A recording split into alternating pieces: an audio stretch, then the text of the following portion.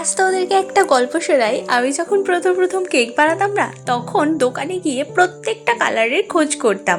মানে কোনো কালার যদি ডার্ক শেডের হয়, আবার সেই কালারটাই যদি লাইট শেডের হয়, প্রত্যেকটা কালারের আমি একটা একটা করে শেড খুঁজে খুঁজে নিয়ে আসতাম। আর সেই আমি এখন কালার অনেক কম কিনি। মানে এই কালারটা করতে গিয়ে দেখো, এখানে কোনো রকম পিচ শেড আমি ইউজ করিনি।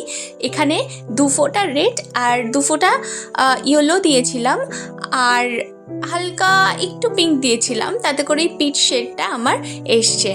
আর কখনো কখনো আমি রেড ছাড়াও একটা পিঙ্কিশ পিচ আনার জন্য শুধু পিঙ্ক কালার দিয়েও করে ফেলি। তো যাই হোক, কথা বলতে বলতে আমি কেকটার কিছুটা কমপ্লিট করে নিয়েছি কোটিং করে। এরপর দেখো, এই ছোট্ট ডলটা আমি বসিয়েছি। এটা কিন্তু কোনো ডল কেক হচ্ছে না, এটা মেকআপ থিম কেক হচ্ছে। তাই দেখো, মেকআপ টপারগুলো আমি কেকের মধ্যে বসিয়ে দিয়েছি। কাস্টমার আমাকে একটাই কথা বলেছিল যে কেকের মধ্যে একটা ডল আমার লাগবে। ব্যাস, তা শুনেই আমি বুঝে গেছি যে এই কেকটা আমাকে কিভাবে বানাতে হবে। মানে কেকটা কোনো রকম ফটো আমাকে সে দেয়নি, শুধু তার পছন্দ মতন কি কি জিনিস দিয়ে আমি কেকটা বানাবো সেটাই আমাকে মেনশন করে দিয়েছিল। আর আমিও আমার পছন্দ মতন কাজ করেছি।